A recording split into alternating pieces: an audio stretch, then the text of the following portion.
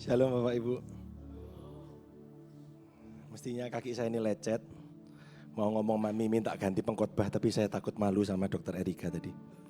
Jadi saya tetap hadir pakai Tensoblas gitu kan. Bapak Ibu bersuka cita hari ini? Siap belajar hari ini? Enggak usah takut, nanti ada yang rebah-rebah. Karena saya sudah mandi. Judul tema saya hari ini, When Faith Hurts. Ketika iman terasa menyakitkan.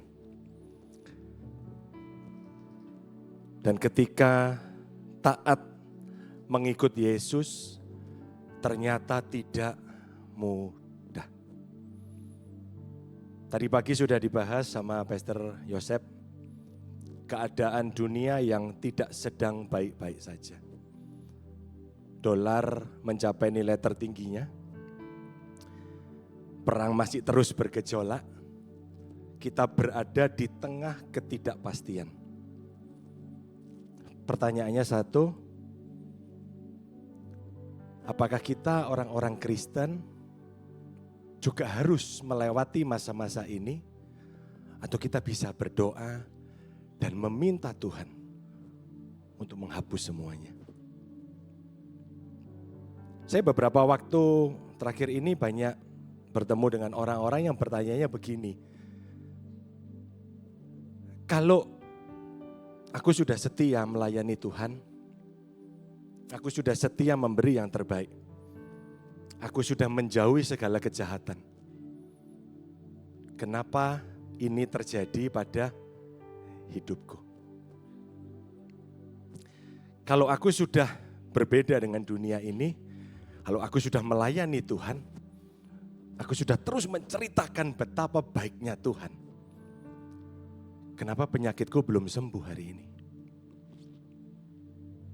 Kalau memang mengikut Tuhan itu penuh dengan kebaikan, kenapa justru orang-orang yang di luar sana yang tidak beribadah, yang hidupnya tidak karu-karuan, justru tampaknya lebih baik dari kehidupan kita?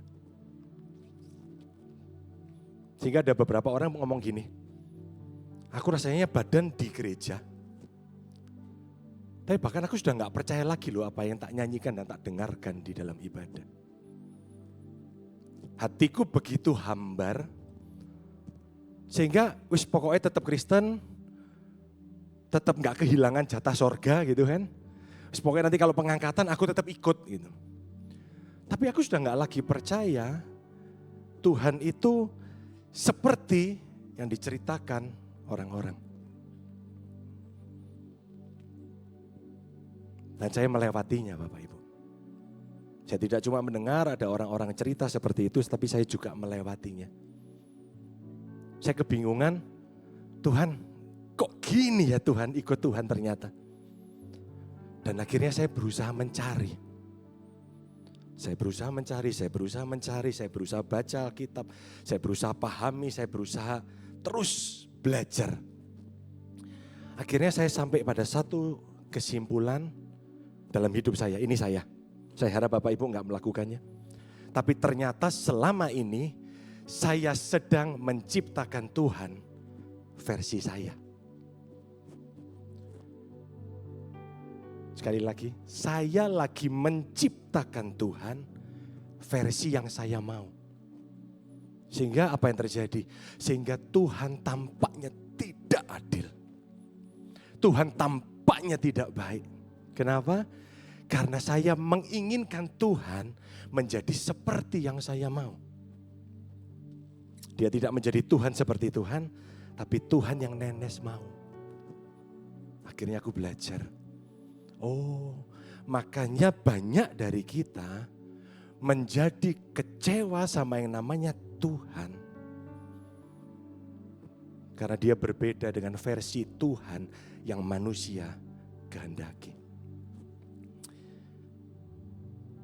Masih dalam tema fruitful year. Bagaimana hidup kita bisa bertumbuh, berbuah, Tadi pagi kita diajar Kojo bagaimana kalau tumbuhan itu enggak matang, bagaimana dia bisa berbuah. Dan kita akan belajar hari ini. Kenapa sih kok seringkali iman itu terasa menyakitkan buat kita? Ada satu kisah di Kisah Para Rasul 1 ayat 6. Injil Kerajaan Allah menurut dunia versus menurut Kristus. Ternyata apa yang kita salah pahami hari ini Bapak Ibu, itu sudah terjadi sejak zaman murid Kristus. Jadi enggak apa-apa, kita bukan orang kreatif yang menciptakan kekecewaan baru, kita cuma mengulangi kekecewaan yang lama. Murid-murid ketika Tuhan Yesus mau naik ke sorga, di ayat yang ke-6 mereka bertanya begini sama Tuhan. Maka bertanyalah mereka yang berkumpul di situ, Tuhan, maukah Engkau pada masa ini memulihkan kerajaan bagi Israel? Di terjemahan FHIH-nya bagus sekali. Pada kesempatan lain, ketika Tuhan menampakkan diri kepada para murid, mereka bertanya kepadanya, Tuhan, apakah Tuhan akan membebaskan Israel dari penjajahan Romawi sekarang dan memulihkan kami sebagai bangsa yang merdeka? Kalau Bapak Ibu baca di ayat 3-nya, saya enggak cantumkan. Tuhan Yesus itu baru mengajar sebelum dia naik ke sorga, dia ngajar murid-muridnya tentang kerajaan sorga. Di ayat yang ketiga. 3 ayat kemudian murid-muridnya tanya, Tuhan, kapan Tuhan memulihkan keadaan Israel? Kenapa murid-murid tanya seperti itu? Padahal barusan dijelaskan. Apakah Tuhan salah menjelaskan tentang kerajaan sorga? Enggak. Tapi karena tekanan yang ada, bangsa Israel saat itu tuh dijajah bangsa Romawi dan sangat-sangat menderita. Dan apa yang ada di pikiran mereka tentang Mesias, tentang Tuhan, ketika dia hadir dengan kekuasaannya, maka harusnya Tuhan itu menjadi superhero yang tiba-tiba membantai bangsa Romawi, membebaskan bangsa Israel, dan membuat bangsa Israel menjadi sebuah kerajaan yang utuh. Itu persoalan. Kenapa? Karena ternyata konsep kerajaan Allah yang diajarkan Tuhan itu bertabrakan dengan apa yang mereka mau. Di Yohanes 18 ayat 36. Jawab Yesus, kerajaanku bukan dari dunia ini. Jika kerajaanku dari dunia ini, pasti hamba-hambaku telah melawan. Supaya aku jangan diserahkan kepada orang Yahudi. Akan tetapi kerajaanku bukan dari sini. Ternyata kerajaan Allah, Bapak Ibu, kita belajar sore hari ini pahami kerajaan Allah yang diceritakan itu sangat-sangat berbeda dengan kerajaan Allah yang sebenarnya. Ada seorang teman cerita begini yang lalu. Ini yang membuat saya awalnya saya jadi berpikir saya ini salah jalan kayaknya. Dia berpikir gini, kerajaan Allah itu seperti seorang duta besar. Bapak Ibu tahu ya? Yang plat nomornya CD, CC itu kan. Seperti seorang duta besar. Ketika dia ditugaskan di satu negara, maka satu hal pertama yang akan terjadi, semua fasilitas, kebutuhan, bahkan kemewahan akan dipenuhi. Nah kita kan duta kerajaan sorga. Berarti harusnya sama dong, sama duta kerajaan. Oh kalau dunia saja memberikan fasilitas yang terbaik kepada duta-dutanya. Mosok Tuhan duta kerajaan sorga tidak memberikan yang terbaik. Ketika persoalan demi persoalan timbul, pengalaman hidup berjalan, saya bertanya-tanya, ada yang salah sama aku kayaknya. Kok enggak seperti yang tak dengar sih? Kita lupa kalau Tuhan mengajarkan sesuatu yang berbeda. Bahkan di Roma 12 ayat 2 itu dikatakan begini, janganlah menjadi serupa dengan dunia ini. Tapi berapa banyak kita justru ingin serupa, bahkan lebih gila dari dunia. Dikatakan firman Tuhan, janganlah kamu menjadi serupa dengan dunia ini. Berubahlah oleh pembaruan budi supaya kamu bisa membedakan manakah yang kehendak Allah. Tapi seringkali karena kita terbiasa melihat manusia ini manusia kebiasaan, kita melihat, wih duta-duta besar tuh hidupnya enak semua ya. Harusnya aku juga dong, aku duta kerajaan sorga kok. Tuhanku yang punya sorga. Kita akan belajar hari ini. Di Filipi 1 ayat 27 sampai 29. Hanya hendaklah hidupmu berpadana dengan Injil Kristus supaya apabila aku datang aku melihat dan apabila aku tidak datang aku mendengar bahwa kamu teguh berdiri dalam satu roh, sehati sejiwa, berjuang untuk iman yang timbul dari berita Injil dengan tidak digentarkan sedikit pun oleh lawanmu. Bagi mereka semua itu adalah tanda kebinasaan, tapi bagi kamu tanda keselamatan. Karena itu datangnya dari Allah. Sebab, baca dengan keras Bapak Ibu, kepada kamu dikaruniakan bukan saja untuk percaya kepada Kristus, melainkan juga untuk menderita untuk Dia. Ada amin. Dikaruniakan bukan cuma untuk percaya, tapi untuk menderita. Ini konsep kerajaan yang harus kita pahami supaya apa? Bapak Ibu tidak terluka oleh iman yang salah. Ada seorang bernama Arthur Ashe. Dia membuat sebuah buku dengan judul Why Me? Siapakah Arthur Ashe ini? Dia adalah seorang legenda tenis Amerika dan juara Wimbledon 1975.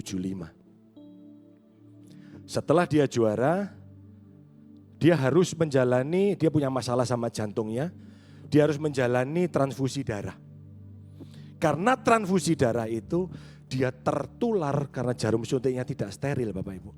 Dia tertular HIV atau AIDS. Dia diwawancara, banyak orang waktu itu, banyak wartawan.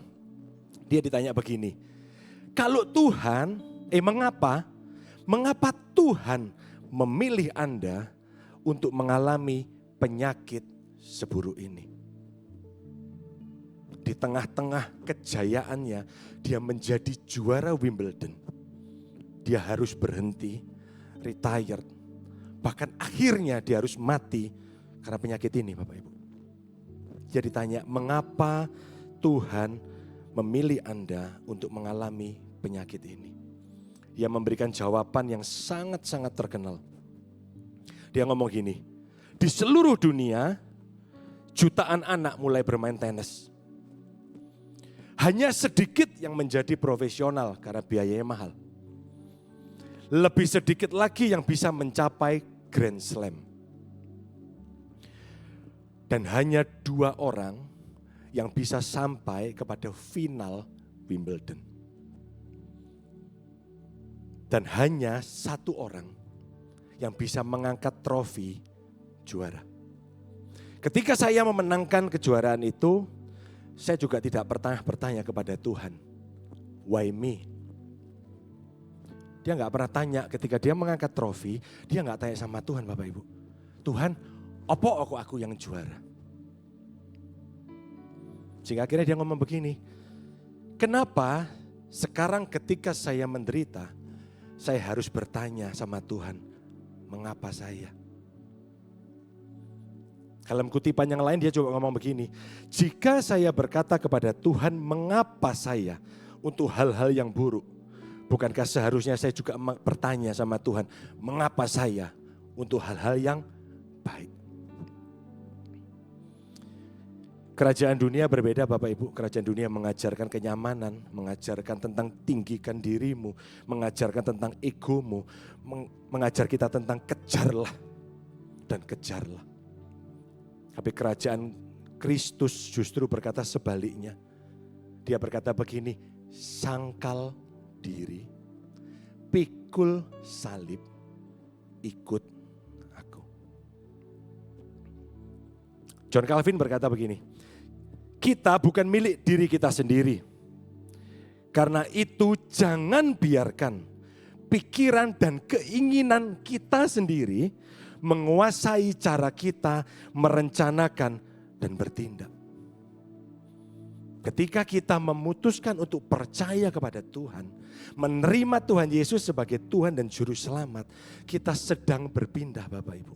Kita dulu budak dosa. Ketika kita ditebus oleh darah Yesus, kita bukan orang merdeka yang tanpa aturan. Kita cuma pindah menjadi hamba kebenaran. Dan itu bukan kebebasan untuk menikmati apa yang kita mau tanpa batasan dan tanpa aturan. Kita harus sadar satu hal, bahwa hidup kita bukan milik kita, tapi milik Kristus. Dari situlah kerajaan Kristus benar-benar hidup. Artinya begini, kapan sih kerajaan Tuhan itu hidup dalam kehidupan kita? Ketika Tuhan jadi rajanya Bapak Ibu. Ketika kita mau berdiri dari kursi, dan kemudian kita ngomong gini, Tuhan yang duduk di kursi. Tuhan yang pimpin aku sekarang. Hidupku bukan aku lagi, tapi Kristus yang hidup di dalam aku. Ini enggak mudah Bapak Ibu, benar. Kenapa sih kok kita harus benar-benar memahami tentang kerajaan yang benar? Karena satu hal, kita berbicara tentang fruitful year, bagaimana ada buah, harus ada benih Bapak Ibu. Bagaimana benih itu bertumbuh? Benih itu harus ditanam di tanah dan dia harus mati.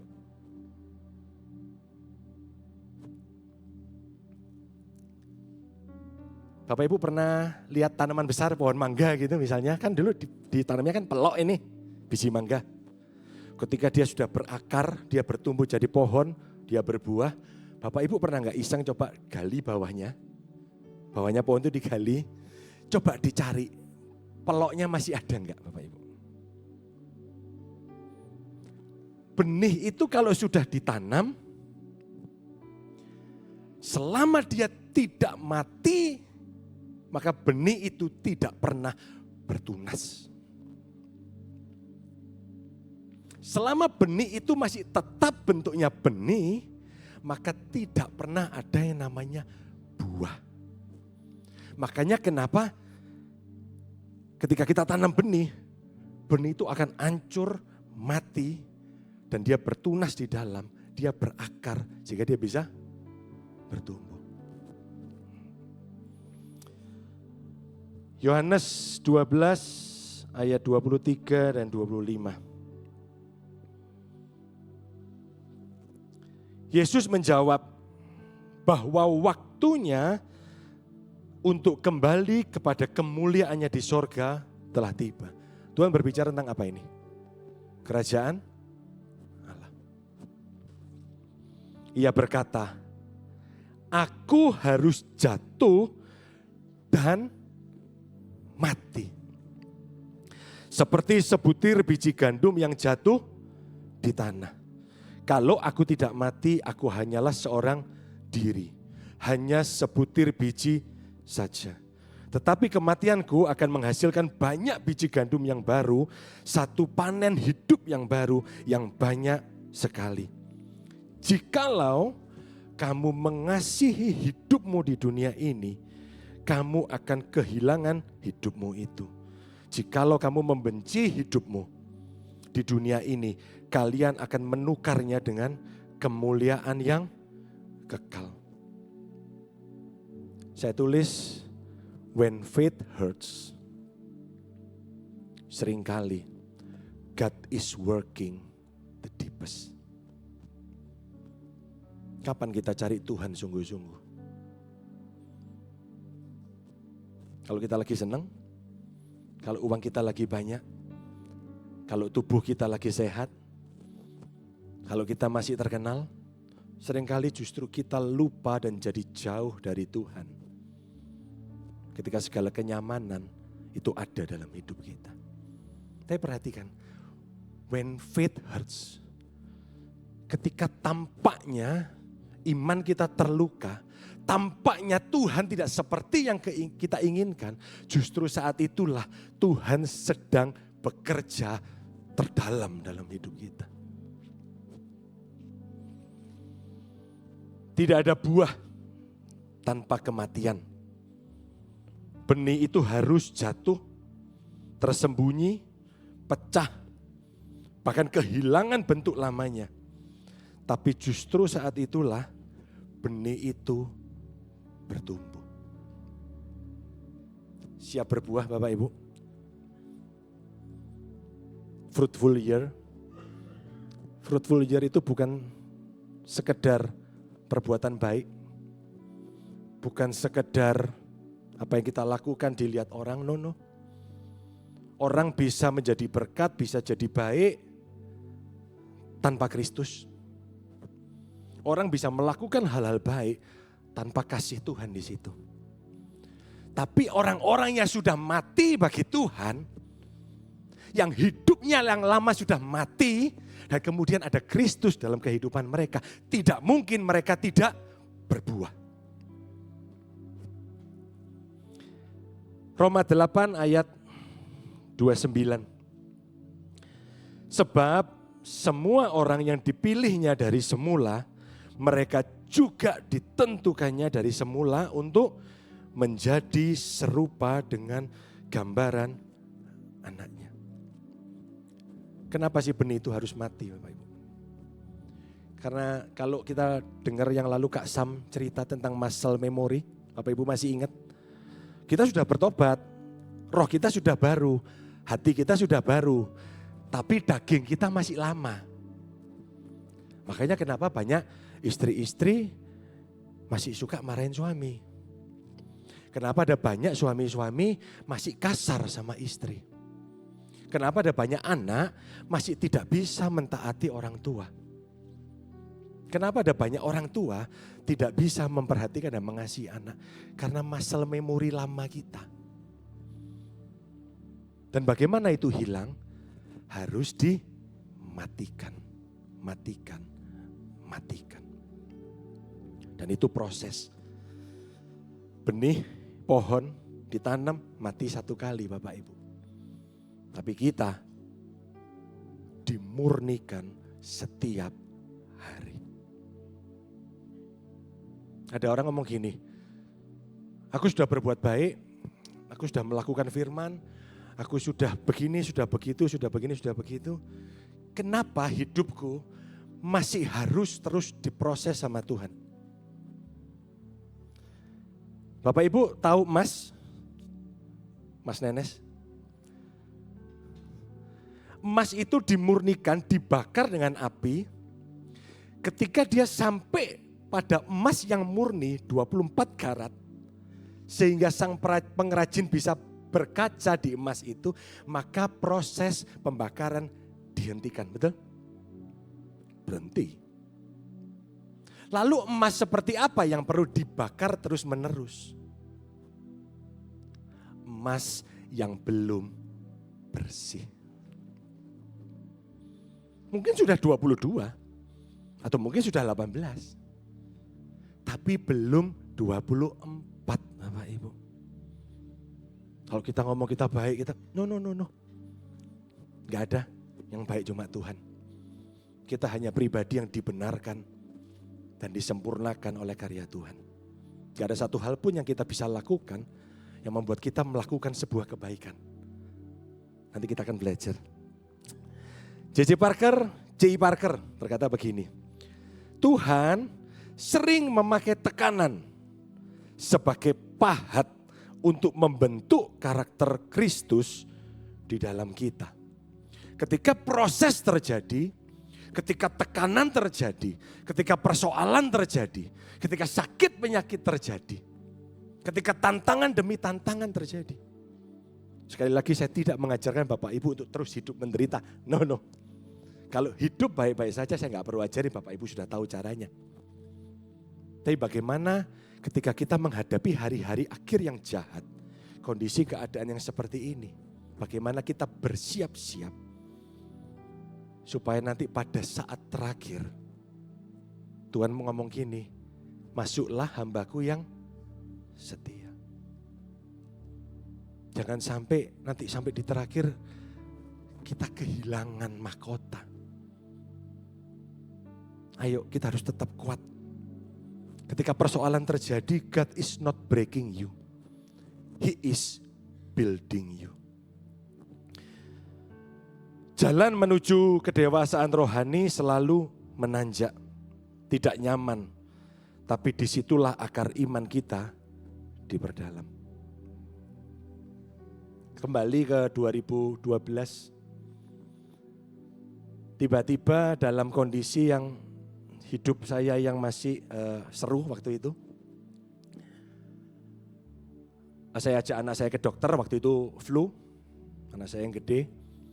Dan tiba-tiba dokter cuma ngomong gini, Sik. Kamu anakmu periksa urin. Kayaknya ada yang gak beres. Singkat cerita kita periksa urin.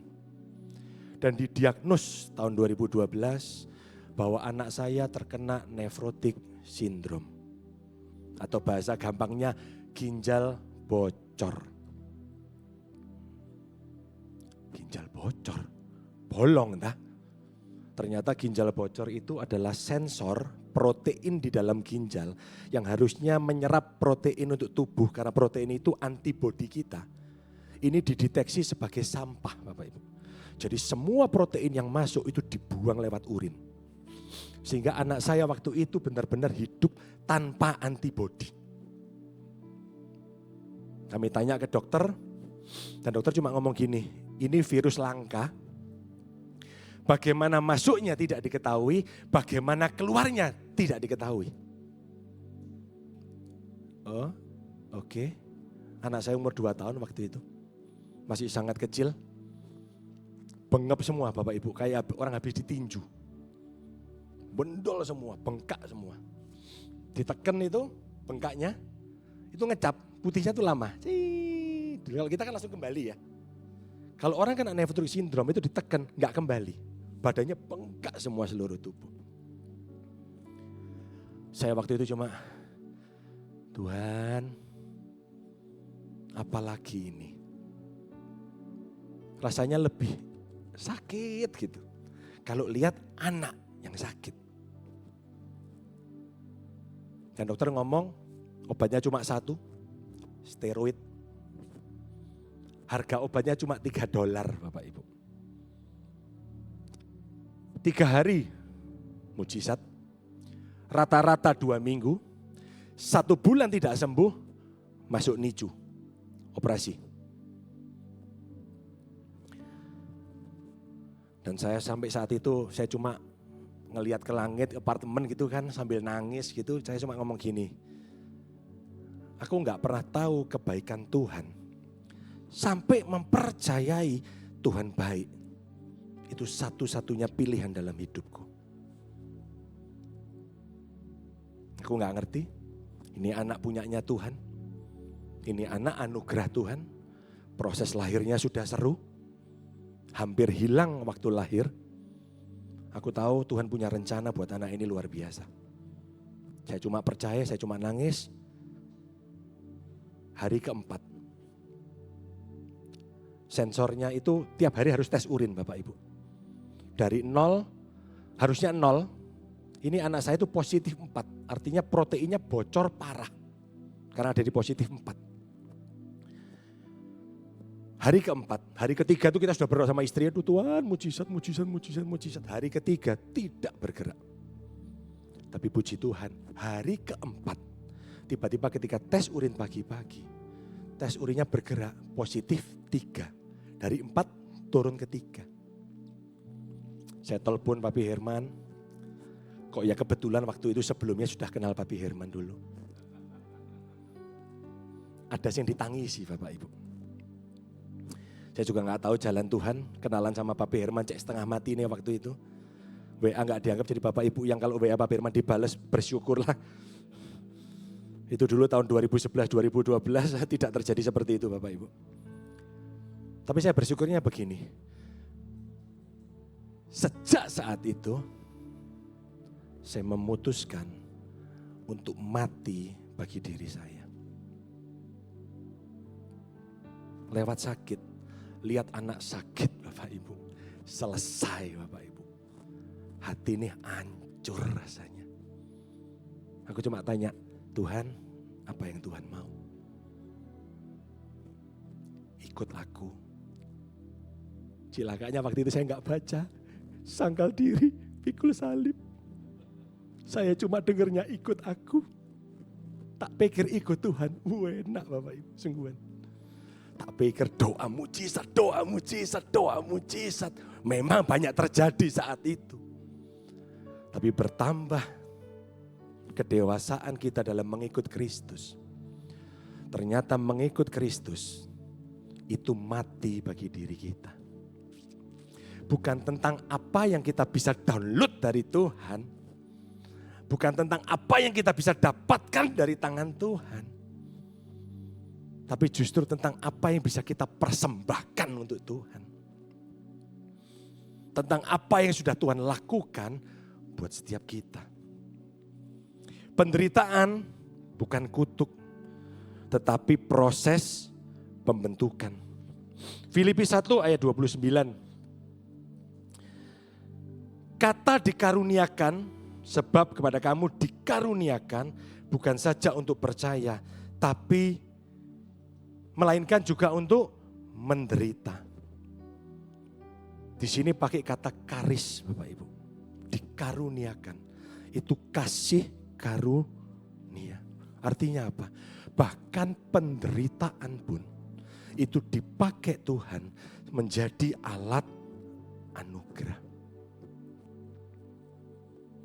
Tidak semua penderitaan otomatis rohani. Kita dengar yang kemarin dari Pastor Sifki, ada banyak orang memutuskan sesuatu yang keliru, sudah tahu salah, diterabas. Dia akan membuat ada banyak penderitaan terjadi yang tidak perlu. Tapi ketika kita mengikut Kristus, kadang atau bahkan sering kali kita harus melewati salib. Kita harus sangkal diri kita. Tuhan, bukan tentang kenyamananku, bukan tentang apa yang aku mau. Aku mau mematikan pelan-pelan. Membuang setiap apa yang menjadi egoku. Dan biar keinginan Tuhan itu yang ada dalam hidupku. 1 Petrus 4 ayat 12 sampai 13. Sahabat-sahabat yang saya kasihi, janganlah bingung atau heran apabila kelak saudara mengalami cobaan-cobaan yang hebat. Sebab yang akan menimpa saudara bukanlah sesuatu yang aneh atau luar biasa. Sebaliknya, bersukacitalah sebab cobaan-cobaan itu akan menjadikan saudara sekutu Kristus dalam penderitaannya. Saudara akan mendapat kesukaan untuk turut merasakan kemuliaannya bila mana kemuliaannya dinyatakan kelak. Kekristenan tidak mengajarkan untuk kita cari penderitaan, enggak Bapak Ibu. Tapi jangan heran jika kesetiaan kepada Kristus itu membawa salib. Karena itu bagian dari pembentukan. Charles Spurgeon berkata begini, bahkan badai pun dapat dipakai Tuhan untuk membawa kita lebih dekat dengan Kristus. Benih yang ditanam, aku dulu kalau dengarkan cerita ini kayaknya sederhana gitu Bapak Ibu. Benih ditanam, oh iya taruh tanah gelap, ya wes nanti bertunas, pecah, mati, cari air, dapat sumber kehidupan, kemudian tumbuh. Rasanya begitu sederhana. Tapi ketika kita ada di titik-titik tergelap dalam hidup kita, doa itu seringkali berhenti menjadi formalitas. Dan firman itu menjadi sebuah pegangan hidup dalam hidup kita. Ketika kita ada di dalam tanah yang begitu gelap, orang akan ngomong gini, gila yo, kalau lagi jatuh, rasanya badan ki bau banget ya. Orang itu kayak muales lo ketemu kita. Jangankan tolong, disapa lo pura-pura gak kenal Bapak Ibu. Takut diutangi. Kalau kita ada di bawah, kita lagi sakit, kita akan tahu siapa orang-orang yang ada di sekitar kehidupan kita. Dan tetap menjadi seorang sahabat. Karena biasanya ada banyak dari kita itu sendirian Bapak Ibu. Kenapa sih? Saya dulu bertanya-tanya, Tuhan kok cek tegane sih Tuhan gitu loh. Apa sih kok enggak kirimkan teman-teman atau sahabat-sahabat yang peduli, yang mau menemani, yang mau tak ajak curhat, yang mungkin bisa menolong, yang mungkin bisa membantu. Di Mazmur 34 ayat 19 berkata begini, Tuhan itu dekat dengan orang-orang yang patah hati. Saya belajar ternyata ketika kita sendirian, ketika kita ada di dalam gelap, ketika kita mati untuk diri kita sendiri, saat itulah ternyata sandaran-sandaran palsu kita selama ini dibersihkan sama Tuhan. Kita ini manusia gampang bersandar Bapak Ibu. Kita ini manusia gampang sekali menciptakan berhala. Makanya orang kaya takut sama kehilangan kekayaannya.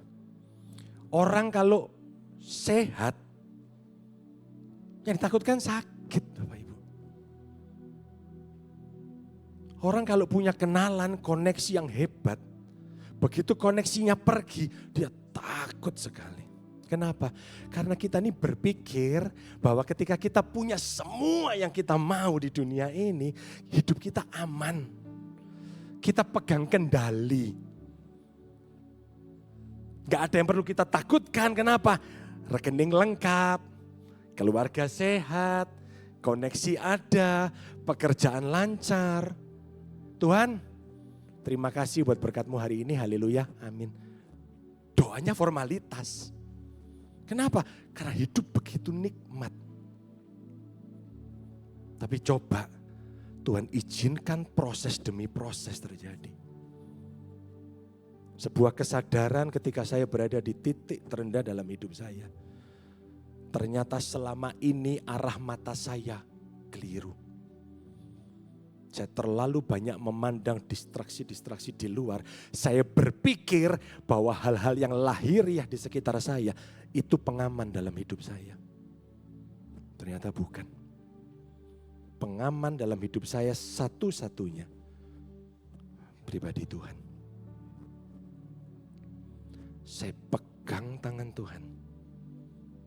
Dan saya sadar ternyata selama ini saya salah, ternyata bukan saya yang pegang tangan Tuhan. Ternyata Tuhan yang pegang saya. Ternyata Dia yang menemani saya selama ini di dalam kegelapan itu. Beberapa waktu yang lalu kita merayakan Pentakosta. Pentakosta itu kan seringkali dijelaskan dengan manifest. Bahasa lidah, orang teriak-teriak, orang guling-guling, rasa merinding, angin yang berhembus. Bisa enggak? Bisa. Dia Roh Kudus. Tapi satu hal yang harus kita sadari, bahwa ternyata Roh Kudus itu justru dikirimkan Tuhan dalam hidup kita untuk menopang kita.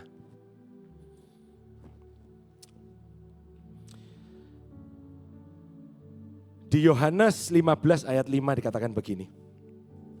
Akulah pokok anggur dan kamulah ranting-rantingnya. Barang siapa tinggal di dalam aku dan aku di dalam dia, ia berbuah banyak. Sebab di luar aku kamu tidak dapat berbuat apa-apa. Kalau Bapak Ibu berpikir bahwa ketika kita ditanam, sebelum kita berbuah, benih itu ditanam, dia harus mati sendirian, dia harus berjuang sendirian, dia harus di dalam kegelapan sendirian, dia harus di-pressure sendirian. Maka iman kita akan terus terluka, Bapak Ibu. Kenapa? Karena kita berpikir kita berjalan sendirian. Tuhan mati di atas kayu salib bukan untuk naik ke sorga dan melihat kita berjuang sendirian. Tuhan Yesus mati, dia merasakan semua penderitaan kita. Dia merasakan apa yang kita rasakan, bahkan lebih parah. Dia ditinggalkan, dia dikhianati, dia dibunuh. Orang-orang yang mengeluh-elukan dia, itu orang-orang yang sama yang berteriak salibkan dia.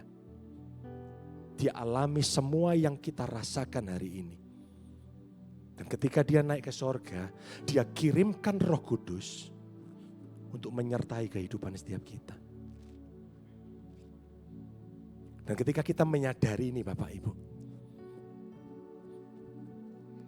ketika kita ada di proses ditanam, di proses benih, kita akan menjadi pribadi yang kuat.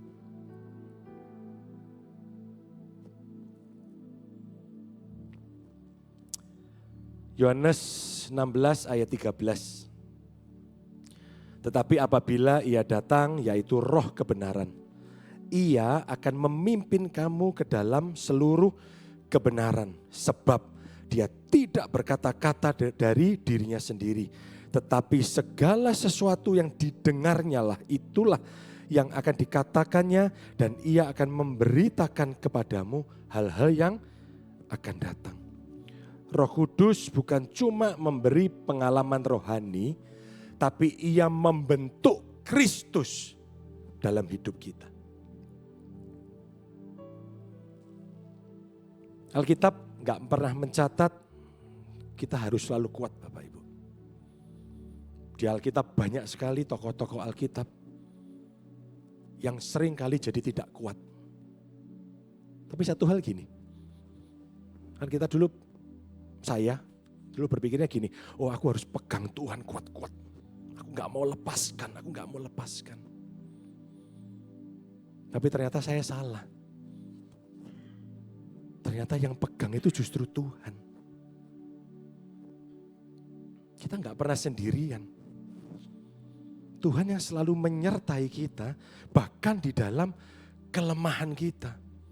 Kehidupan Kristen bukan tentang perjalanan orang hebat, melainkan perjalanan orang yang terus belajar hidupnya bergantung kepada Tuhan. Pelayanan terbesar Roh Kudus adalah membentuk manusia menjadi serupa dengan Kristus. Saya nggak tahu apa yang Bapak Ibu hadapi hari-hari ini. Apakah Bapak Ibu termasuk orang desa yang tidak terpengaruh dengan dolar? Saya nggak tahu. Tapi saya terpengaruh Bapak Ibu. Karena ternyata di kota harga besi naik semua juga.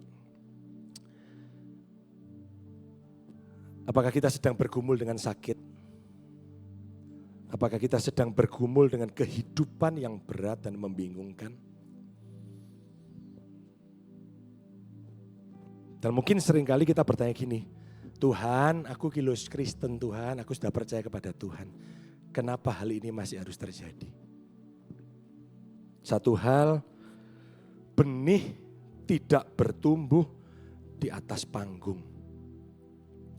Benih bertumbuh di tempat tersembunyi. Justru di tempat paling gelap, Bapak Ibu, akar kita terbentuk. Kita nggak bisa loh benih itu ditaruh di atas terang, semuanya baik dan benih itu bertumbuh, nggak bisa. Benih itu harus ditanam, mati, hancur, justru di sanalah dia bertumbuh.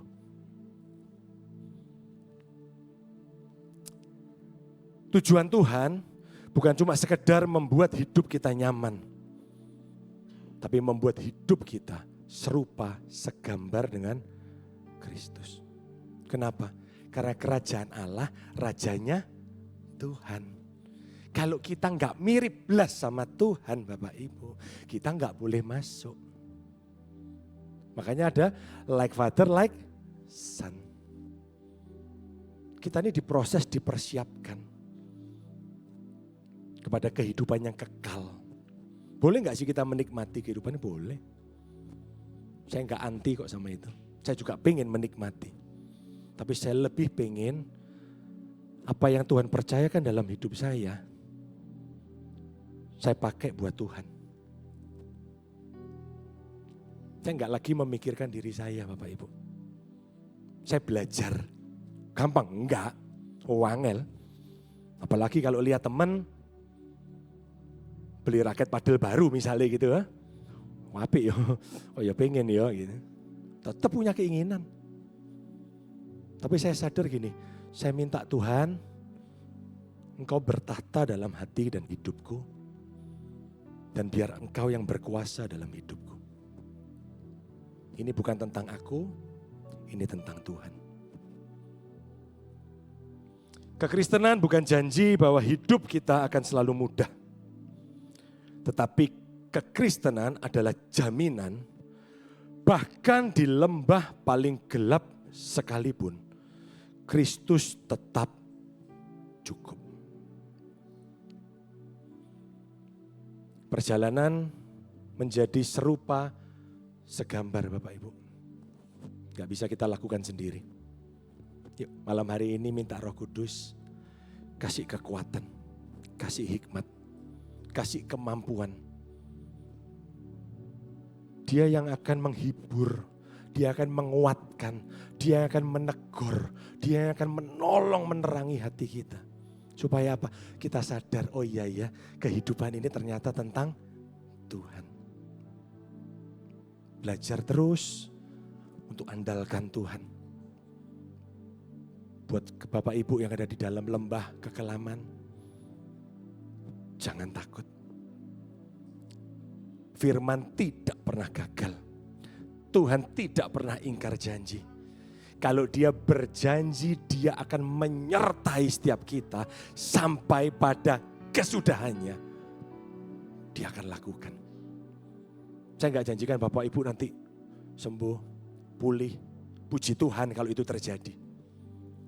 Tapi sekalipun belum atau tidak, dia Tuhan yang setia. Dia Tuhan yang menyertai. Tundukkan kepala.